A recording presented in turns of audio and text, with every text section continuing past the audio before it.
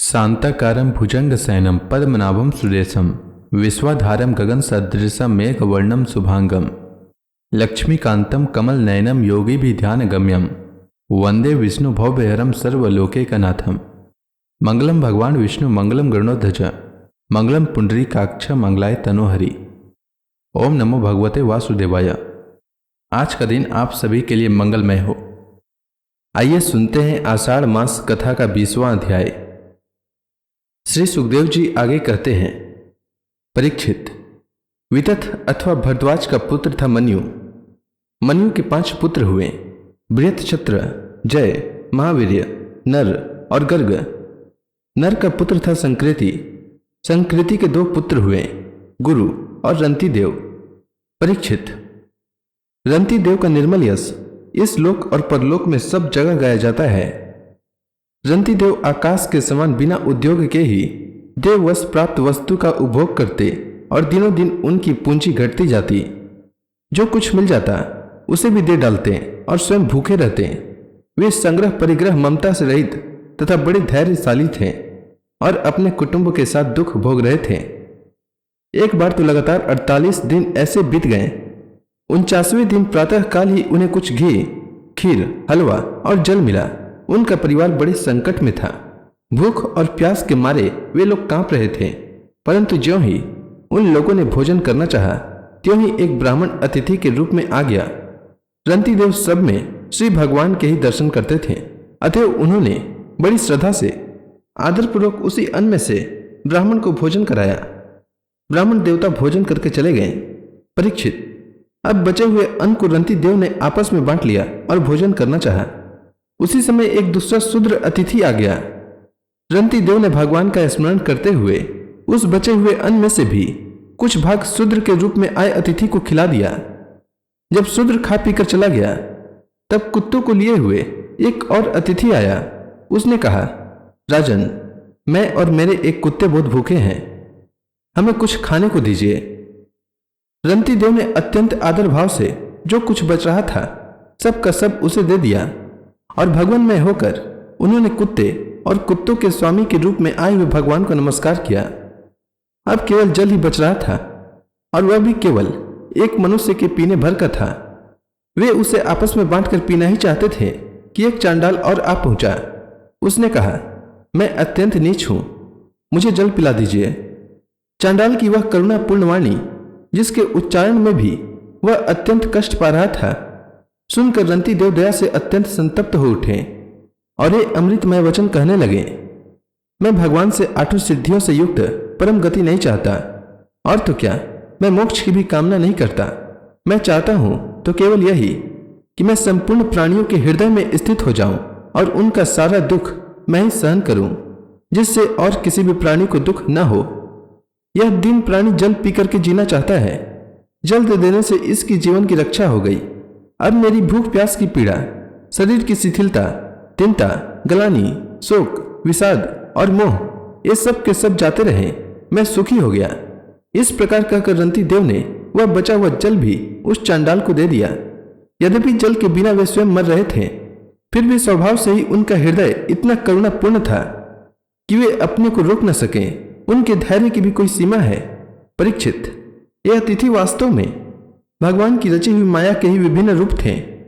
परीक्षा पूरी हो जाने पर अपने भक्तों की अभिलाषा पूर्ण करने वाले त्रिभुवन स्वामी ब्रह्मा, विष्णु और महेश तीनों उनके सामने प्रकट हो गए। रंतिदेव ने उनके चरणों में नमस्कार किया। उन्हें कुछ लेना तो था नहीं। भगवान की कृपा से वे आसक्ति और स्प्रिया से भी रहित हो गए तथा परम प्रेम में भक्ति भाव से अपने मन को भगवान वासुदेव में तन्मय कर दिया। कुछ भी मांगा नहीं। परीक्षित, उन्हें भगवान के सिवा और किसी भी वस्तु की इच्छा तो थी नहीं। उन्होंने अपने मन को पूर्ण रूप से भगवान में लगा दिया। इसीलिए त्रिगुणमय माया जागने पर स्वप्न दृश्य के समान नष्ट हो गई। रंतिदेव के अनुयायी भी उनके संग के प्रभाव से योगी हो गए और सब भगवान के ही आश्रित परम भक्त बन गए। मन्यु पुत्र गर्ग से शनि और शनि से गार्ग्य का जन्म हुआ।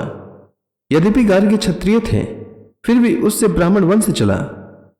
महावीर्य पुत्र था दुरितक्षय। दुरितक्षय के 3 पुत्र हुए, क्षयरुणी, कवि और पुष्करारुणी। ये तीनों ब्राह्मण हो गए। बृहत्क्षत्र का पुत्र हुआ हस्ती। उसने हस्तिनापुर बसाया था। हस्ती के 3 पुत्र थे, अजमेर, द्विमेढ़ और पुरुमेढ़। अजमेर के पुत्रों में प्रियमेध आदि ब्राह्मण हुए। इन्हीं अजमेर के एक पुत्र का नाम था बृहदिषु। बृहदिषु का पुत्र था बृहदधनु। बृहदधनु का बृहत्काय और बृहत्काय का जयद्रथ हुआ। जयद्रथ का पुत्र हुआ विशद और विशद का सेंजित। सेंजित के 4 पुत्र हुए, रुचिराश्व, दृढ़नु, काश्य और वत्स। रुचिराश्व का पुत्र पार था और पार का पृथुसेन। पार के दूसरे पुत्र का नाम नीप था। उसके 100 पुत्र थे। इसी नीप ने सुख की कन्या कृत्यु से विवाह किया था। उससे ब्रह्मदत्त नामक पुत्र उत्पन्न हुआ। ब्रह्मदत्त बड़ा योगी था। उसने अपनी पत्नी सरस्वती के गर्भ से विश्वक्सेन नामक पुत्र उत्पन्न किया। इसी विश्वक्सेन ने जागेश्वर के उपदेश से योग शास्त्र की रचना की। विश्वक्सेन का पुत्र था उदकस्वन और उदकस्वन का भल्लाद। ये सब बृहदिषु के वंश हुए।